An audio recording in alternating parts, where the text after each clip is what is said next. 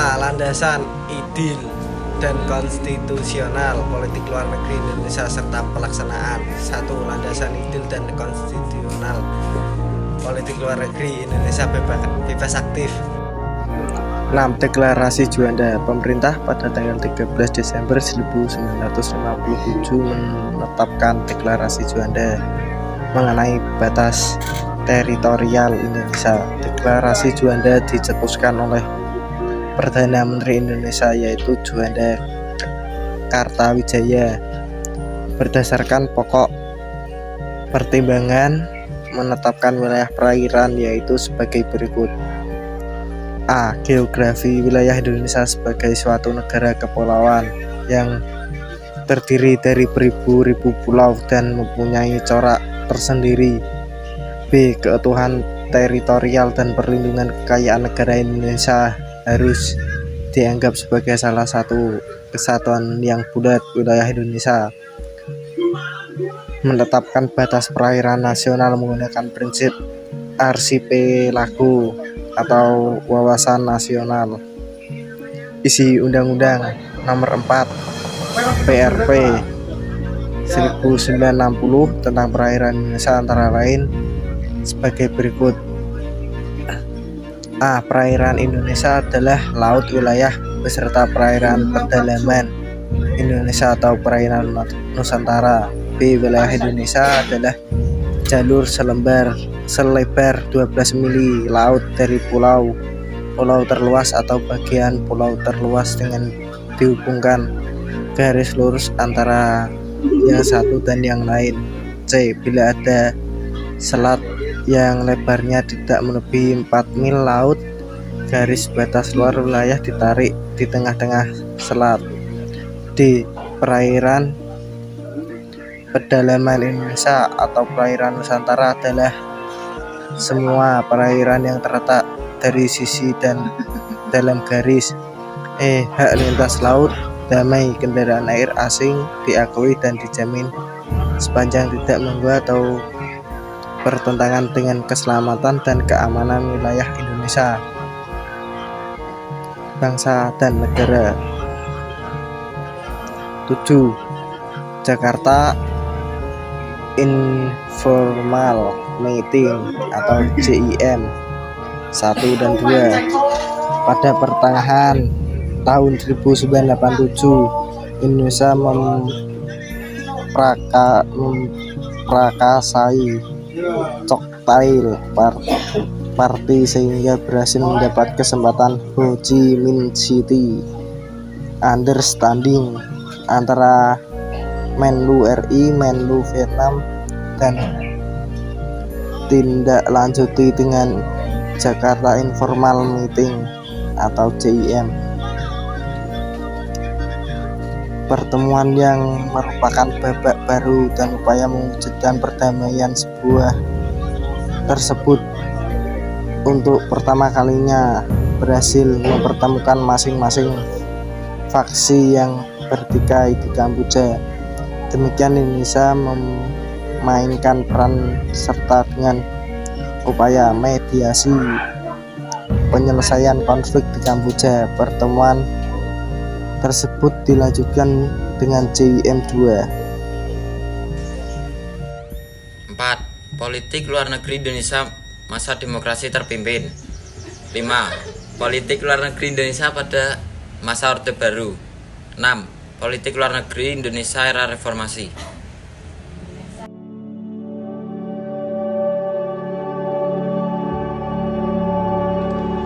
4. Politik luar negeri Indonesia masa demokrasi terpimpin.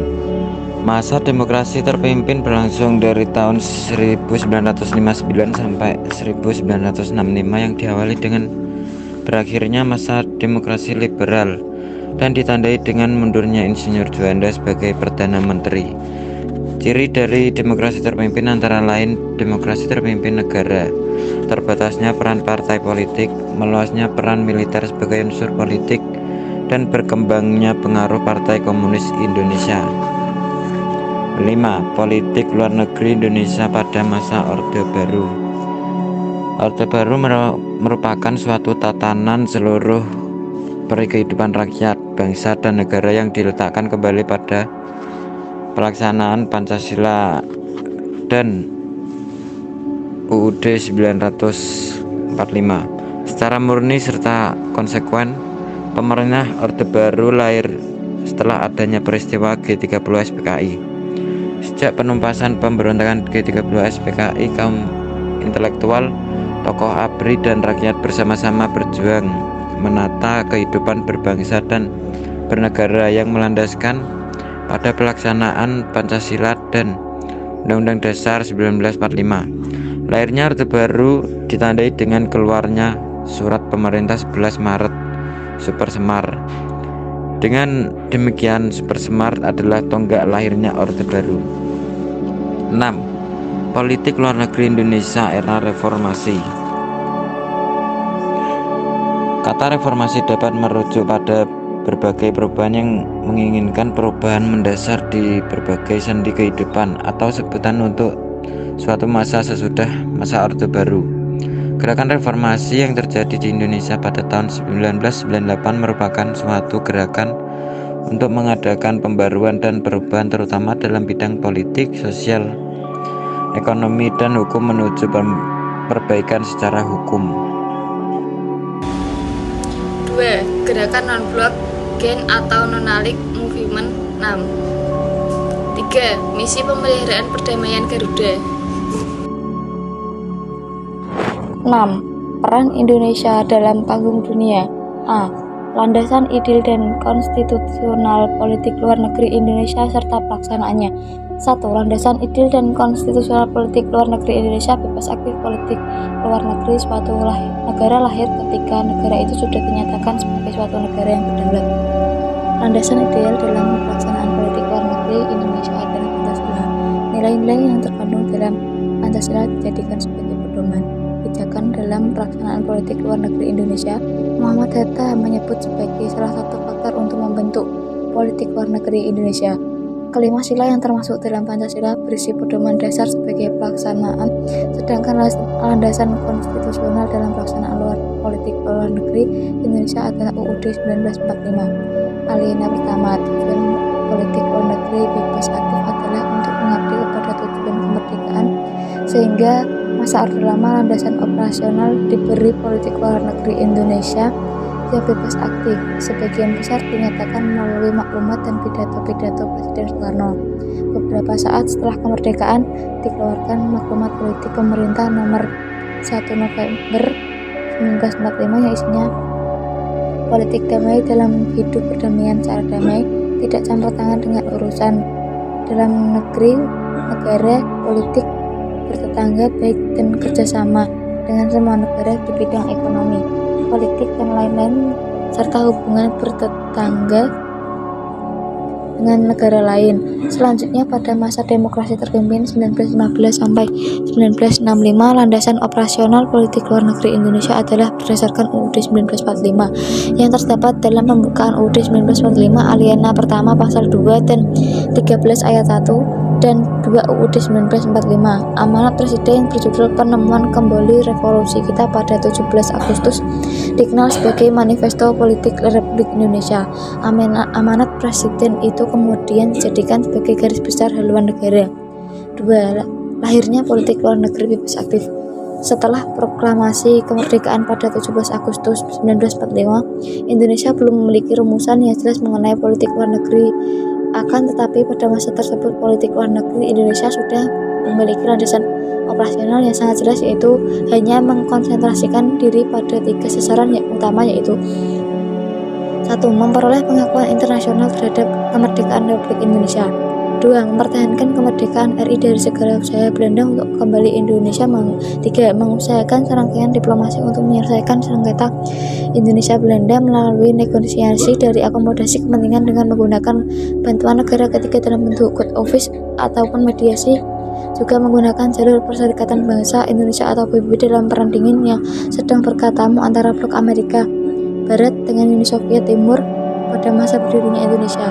Indonesia memiliki sikap yang tidak memihak pada salah satu blok yang ada di hal ini. Pertama kali diuraikan Syahrir yang pada waktu itu menjabat sebagai Perdana Menteri di dalam ASEAN Relation Conference di New Delhi pada tanggal 23 Maret sampai 2 April 1947. Dalam pidatonya disebut Syahrir mengajak bangsa-bangsa Asia untuk bersatu atas dasar kepentingan bersama demi tercapainya perdamaian dunia. Dengan demikian, di dalam perang dingin antara Amerika Serikat dengan Uni Soviet yang memecah belah persatuan dan sikap tidak adalah sikap yang paling tepat untuk menciptakan perdamaian dunia atau paling tidak meredakan perang dingin tersebut. Yang sikap demikianlah menjadi dasar politik luar negeri dingin tersebut yang di Indonesia yang disebutkan dengan istilah bebas aktif, yang artinya dalam menjalankan politik luar negeri Indonesia tidak hanya memihak tapi juga aktif dalam usaha memelihara perdamaian dan kemerdekaan pertentangan yang ada di dua pulau tersebut dengan cara bebas. 3. Politik luar negeri Indonesia pada masa demokrasi parlementer. Prioritas utama politik luar negeri dan diplomasi Indonesia pasca kemerdekaan hingga tahun 1950-an lebih ditujukan untuk menentangkan segala macam bentuk penjajahan di atas dunia, termasuk juga untuk memperoleh pengakuan internasional atas prasasti kolonialisasi yang belum selesai Indonesia dan menciptakan perdamaian dan ketertiban dunia melalui politik bebas aktif. Usaha dekolonisasi yang dilakukan oleh pihak Belanda dan sekutu membuat Indonesia memberikan perhatian ekstra pada bagaimana mempertahankan kemerdekaan yang telah dicapai diproklamasikan pada 17 Agustus 1945. Indonesia dituntut untuk terus dalam menentukan strategi mendapatkan pengakuan dunia internasional dengan cara diplomasi. Keberhasilan Indonesia memprakarsai dan mengambil sejumlah kebijakan luar negeri yang penting dan monumental seperti Konferensi Asia Afrika di Bandung tahun 1955 yang merupakan gambaran dan usaha Indonesia untuk membantu mewujudkan perdamaian dunia. Politik luar negeri Indonesia pada masa demokrasi terpimpin bersifat high profile yang diwarnai sikap anti materialisme dan kolonialisme dan tegas cenderung bersifat konfiguratif. Pada era ini diabadikan pada tujuan nasional pada saat itu. Kepentingan nasional di Indonesia adalah pengakuan kedaulatan politik dan memberikan bentukan identitas negara. Kemudian kepentingan nasional diterjemahkan dalam suatu kebijakan luar negeri yang bertujuan untuk mencapai dukungan dan pengakuan terhadap kedaulatan Indonesia dan untuk menunjukkan karakter yang dimiliki pada bangsa-bangsa dunia. Internasional politik luar negeri ditenaga untuk mempromosikan Indonesia ke dunia internasional dan melalui slogan profesional yang nasionalis, agama, dan komunis, di mana elemen-elemen ini diharapkan dapat berisi untuk mengalahkan Napoleon Indonesia dengan Cina. 5. Politik luar negeri Indonesia pada masa Orde Baru. Soeharto menyadari bahwa mengangkat Indonesia dari krisis ekonomi harus menjadi proses pemerintahan, akan tetapi dibarengi dengan membangun sistem politik, internet, dan lingkungan yang eksternal yang damai. Dalam sidang MPRS 1966, Soeharto menyatakan keinginannya untuk melepaskan dari citra lama negara Indonesia yang radikal revolusioner. Selanjutnya, Indonesia menyadari bahwa satu-satunya yang dapat memenuhi kebutuhan ekonomi pada saat itu adalah negara barat, terutama Amerika Serikat. Hari ini membuat politik luar negeri mengalami perubahan perhatian blok timur dan perhatian dan barat polutan agar lebih seimbang yang ditunjukkan pada usaha perdamaian dunia, penghargaan atas batas-batas kedaulatan, kemerdekaan atas rakyat, menjalankan kebijakan bertetangga dan bernegara secara baik.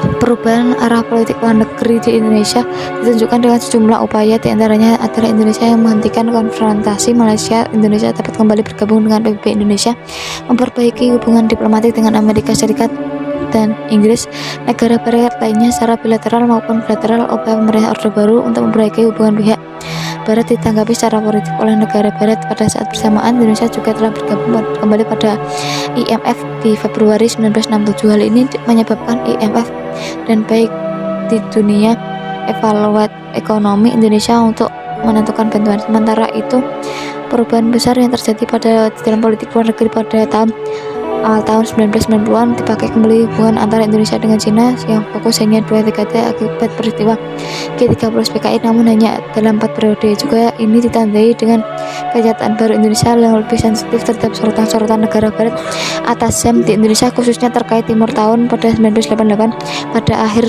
pimpinan Soeharto, politik luar negeri semakin lapisan sensitif agar reaksi internasional dan pelanggaran HAM negeri.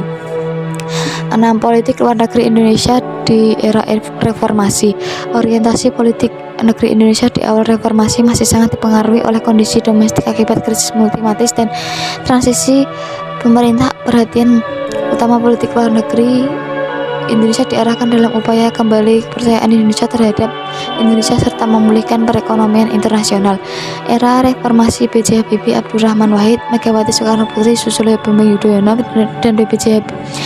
Habibie disebutkan dengan usaha memperbaiki citra Indonesia. Abdurrahman Wahid melakukan kunjungan luar negeri. Megawati Soekarno Putri, suasana politik dan keamanan negeri menjadi agar lebih kondusif. Sosial pemilu, Yudhoyono mengubah citra Indonesia dan menarik banyak investasi lain asing dan kerjasama dengan banyak negara. B. Peran Indonesia dalam upaya menciptakan perdamaian dunia. 1. Pelaksanaan Konferensi Asia Afrika atau KAA tahun 1955. B. Peran Indonesia dalam upaya menciptakan perdamaian dunia. 1. Pelaksanaan Konferensi Asia Afrika atau KAA tahun 1955. Latar belakang KAA: perang dingin antara blok barat dan blok timur, penjajahan yang dialami negara Asia dan Afrika, adanya kekhawatiran akibat pengembangan senjata nuklir. PBB belum berhasil menyelesaikan berbagai permasalahan di dunia. Tokoh penegas KAA: Perdana Menteri Ali Sastro-Amidjoyo Indonesia, PM Sri Padit Jawaharlal Nehru India, Perdana Menteri Muhammad Ali Jinnah Pakistan, Perdana Menteri UNU Birma atau Myanmar, Perdana Menteri Sirjon Kotelawa Sri Lanka. Di mana sekarang kita berdiri, bangsa Asia sedang berada di tengah-tengah persaingan dunia.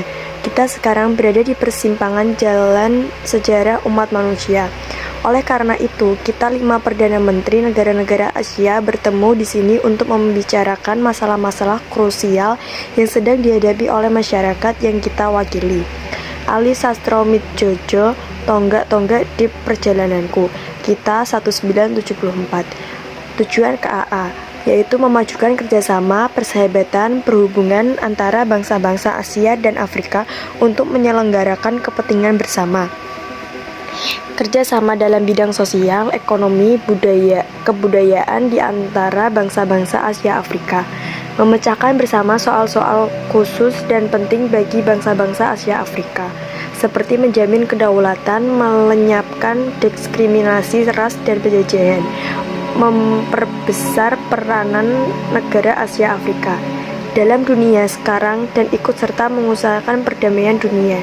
Negara-negara anggota KAA Konferensi Asia Afrika 1955 dihadiri 29 negara dari 30 yang diundang.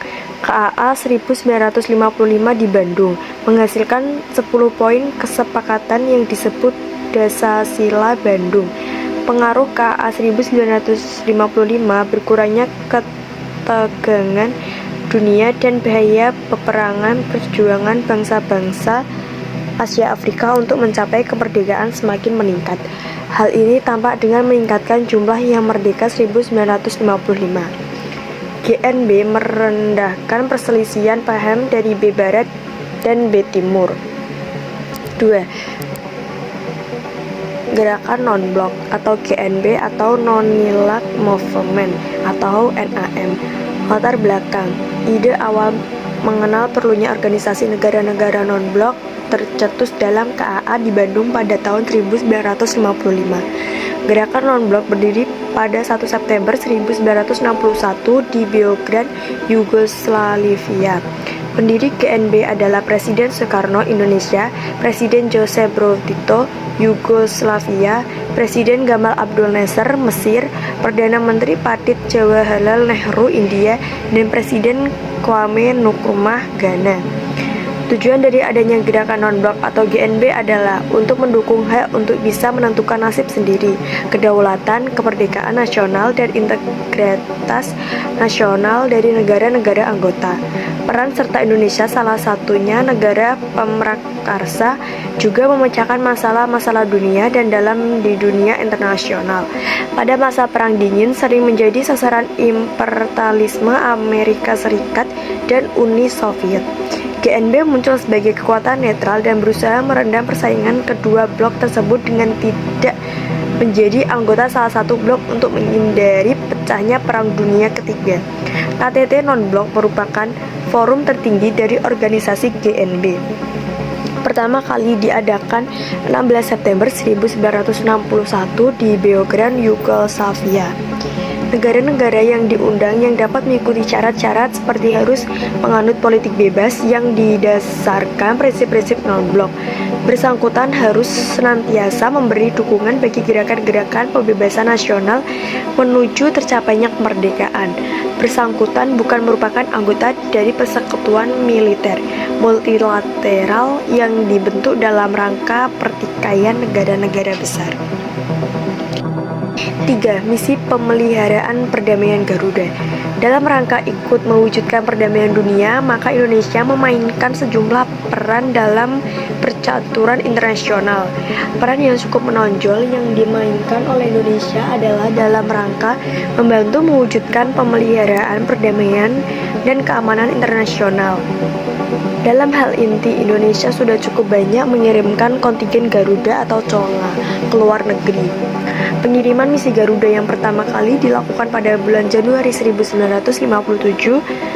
Pengiriman misi Garuda dilatar belakangi adanya konflik di Timur Tengah terkait masalah nasionalisasi terusan Suez yang dilakukan oleh Presiden Mesir Gamal Abdul Nasir pada 26 Juli 1956.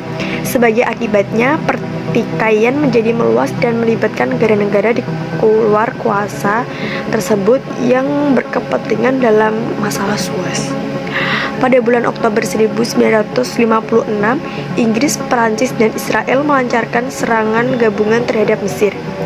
Garuda Conga ke luar negeri. Pengirim Miss Garuda yang pertama kali dilakukan pada bulan Januari 1957. Pengiriman misi Garuda dilatar belakangi adanya konflik di Timur Tengah terkait masalah nasionalisasi terusan Suez yang dilakukan oleh Presiden Mesir Gamal Abdul Nasir pada 26 Juli 1956. Sebagai akibatnya, pertikaian menjadi luas dan melibatkan negara-negara di luar kawasan tersebut yang berkepentingan dalam masalah Suez. Pada bulan-bulan Oktober 1956, Inggris, Prancis, dan Israel melancarkan serangan gabungan terhadap Mesir. Dalam bidang umum, PBB Menteri Luar Negeri Kadana Lester Person mengusulkan agar memsuatukan pasukan PBB untuk memelihara perdamaian di Timur Tengah.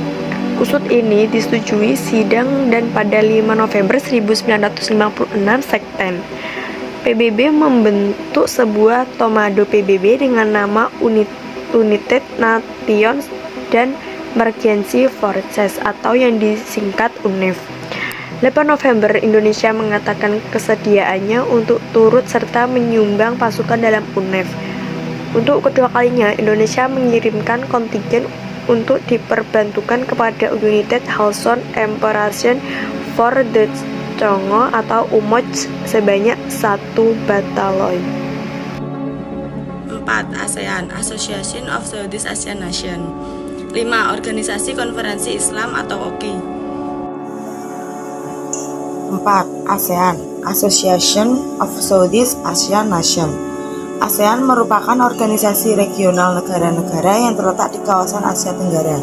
Oleh karena letaknya di kawasan Asia Tenggara, sering juga disebut dengan Perhimpunan Bangsa-Bangsa Asia Tenggara atau Perbara.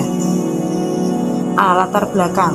1. Berakhirnya konfrontasi yang timbul di Asia Tenggara antara Indonesia, Malaysia, dan Filipina. 2. Persamaan senasib akibat ditindas bangsa penjajah. 3. Persamaan dalam bidang kebudayaan, bahasa, tata krama, dan pola kehidupan. 4. Persamaan letak geografis yang strategis dalam percaturan politik dan ekonomi internasional. B. Maksud dan tujuan organisasi ASEAN. Mengenai maksud dan tujuan organisasi ASEAN termuat dalam deklarasi Bangkok yaitu sebagai berikut. 1. Mempercepat pertumbuhan ekonomi, kemajuan sosial, dan perkembangan kebudayaan di Asia Tenggara. 2. Meningkatkan stabilitas keamanan dan perdamaian di kawasan Asia Tenggara. 3. Meningkatkan kerjasama dalam bidang ekonomi, sosial, budaya, teknologi, dan ilmu. 4. Mengadakan kerjasama dalam bidang pertanian, industri, perdagangan, dan komunikasi. 5. Menyediakan fasilitas latihan dan penelitian bagi negara-negara di kawasan Asia Tenggara. C. Struktur organisasi ASEAN. struktur organisasi ASEAN telah mengalami pengembangan dan penyempurnaan sejak pembentukannya sampai sekarang. Berikut struktur organisasi ASEAN sebelum KTT di Bali tanggal 23-24 Februari 1976. 1. Sidang tahunan para menteri. 2. Standing Committee. 3. Komite tetap dan khusus. 4. Sekretariat Nasional ASEAN pada setiap ibu kota negara-negara anggota ASEAN. Setelah berlangsungnya KTT ASEAN di Bali, struktur organisasi ASEAN mengalami perubahan yaitu sebagai berikut. 1. Pertemuan para kepala pemerintahan atau summit meeting. Pertemuan ini merupakan kekuasaan tertinggi dalam ASEAN. 2. Sidang tahunan Menteri-Menteri Luar Negeri ASEAN atau Annual Ministerial Meeting. 3. Sidang para Menteri Ekonomi. 4. Sidang para Menteri Non-Ekonomi. 5. Standing Committee. 6. Komite-komite ASEAN. D. Peran serta Indonesia dalam ASEAN. Peran serta Indonesia dalam ASEAN antara lain sebagai berikut. 1. Sebagai negara pemrakarsa berdirinya ASEAN. 2. Sebagai penyelenggara KTT 1 dan KTT 9. 3. Sebagai tempat kedudukan sekretariat tetap ASEAN yaitu di Jakarta. 4. Sebagai tempat salah satu proyek dan komite pangan, pertanian, serta kehutanan yaitu untuk suplai dan keperluan makanan. 5. Sebagai tempat salah satu proyek urea amonia dari komite industri, perdagangan, dan energi. 6. Mendukung kesepakatan bahwa Asia Tenggara sebagai kawasan yang bebas, damai, dan netral atau Zone of Peace, Freedom and Neutrality atau SUBFAN yang ditandatangani pada tanggal 27 November 1971. 7. Menyelenggarakan Jakarta Informal Meeting atau JIM. 8. Turut menyelesaikan pertikaian antar bangsa atau negara. 9. Turut serta menangani arus pengungsi. Kerjasama antar anggota ASEAN. Berikut bentuk kerjasama ASEAN dalam bidang ekonomi, politik, dan sosial budaya.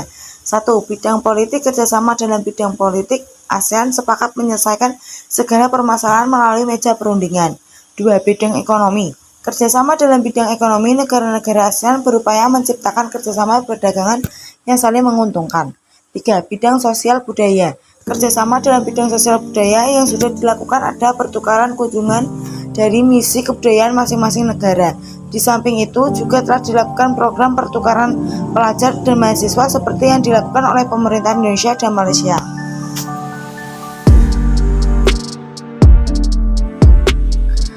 Organisasi Konferensi Islam atau OKI.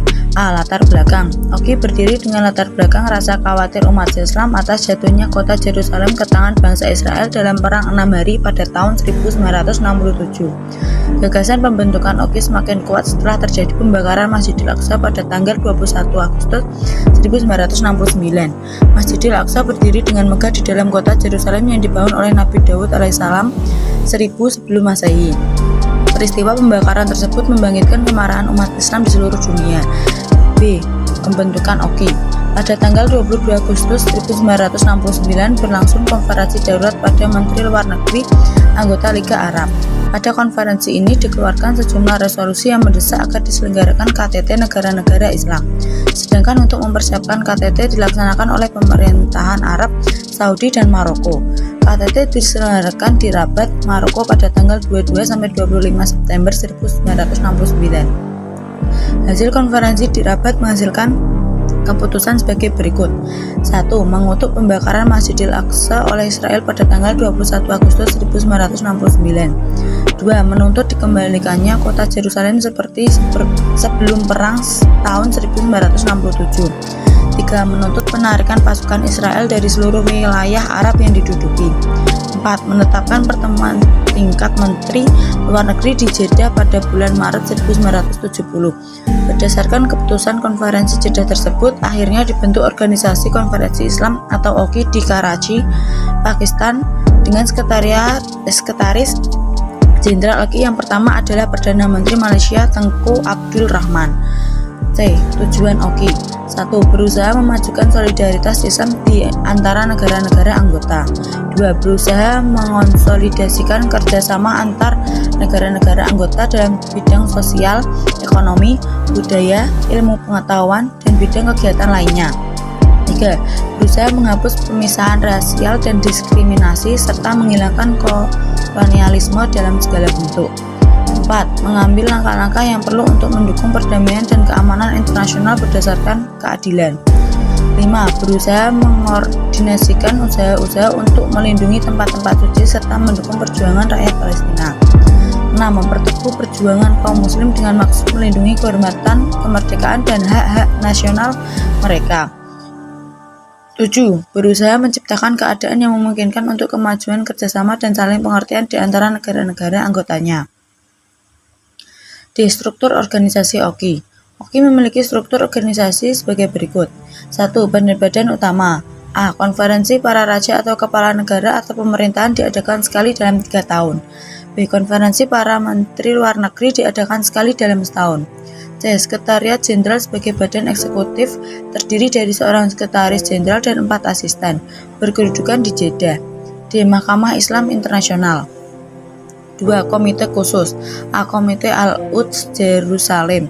B. Komite Tetap Keuangan. C. Komite Ekonomi, Sosial, dan Budaya. 3. Badan-badan subsidiar bergerak di bidang ekonomi, sosial, dan budaya. 4. Lembaga-lembaga dan organisasi seperti The Islamic Development Bank, Islamic International News Agency, Islamic Chamber of Commerce, dan lain-lain. E. Peran serta Indonesia dalam OKI. Peran serta Indonesia dalam OKI cukup aktif. Indonesia pernah menduduki kursi kepemimpinan yakni pernah menjadi wakil sekretaris jenderal, anggota Komite Al-Quds yang diketuai oleh Raja Hasan II dari Maroko. Dalam bidang politik, peran Indonesia cukup diperhitungkan. Dalam KTT OKI 1981 di Taif, Arab Saudi, Indonesia mengajukan resolusi solidaritas Islam yang diterima oleh peserta KTT secara spontan. Resolusi ini kemudian menjadi dasar bagi pembentukan Komite Perdamaian Islam. Indonesia ikut menyelesaikan masalah Moro di Filipina dan mendukung Bangladesh sebagai negara Islam. 6. Deklarasi Juanda. 7. Jakarta Informal Meeting atau JIM 1 dan 2. 6. Deklarasi Juanda. Pemerintah pada tanggal 13 Desember 1957 menetapkan Deklarasi Juanda mengenai batas laut teritorial Indonesia. Deklarasi Juanda dicetuskan oleh Perdana Menteri Indonesia saat itu, yaitu Juanda Kartawijaya. Dasar-dasar pokok pertimbangan penetapan wilayah perairan yaitu sebagai berikut. A. Bentuk geografi wilayah Indonesia sebagai suatu negara kepulauan yang terdiri dari beribu-ribu pulau dan mempunyai corak tersendiri. B. Keutuhan teritorial dan perlindungan kekayaan negara Indonesia harus dianggap sebagai satu kesatuan yang bulat wilayah Indonesia. Penetapan batas perairan nasional menggunakan prinsip archipelago atau wawasan Nusantara. Isi Undang-Undang Nomor 4 PRP 1960 tentang perairan Indonesia antara lain sebagai berikut. A. Perairan Indonesia adalah laut wilayah beserta perairan pedalaman Indonesia atau perairan Nusantara. B. Laut wilayah Indonesia adalah jalur laut selebar 12 mil laut dari pulau-pulau terluar atau bagian pulau terluar yang dengan dihubungkan garis lurus antara yang satu dan yang lain. C. Bila ada selat yang lebarnya tidak melebihi 24 mil laut, garis batas luar wilayah ditarik di tengah-tengah selat. D. Perairan pedalaman Indonesia atau perairan Nusantara adalah semua perairan yang terletak pada sisi dan dalam garis dasar. E. Hak lintas laut damai kendaraan air asing diakui dan dijamin sepanjang tidak mengganggu atau pertentangan dengan keselamatan dan keamanan wilayah bangsa dan negara. 7. Jakarta Informal Meeting atau JIM. Pada pertengahan tahun 1987, Indonesia memprakarsai cocktail party sehingga berhasil mendapatkan kesempatan Ho Chi Minh City Understanding antara Menlu RI, Menlu Vietnam, dan ditindaklanjuti dengan Jakarta Informal Meeting JIM 1.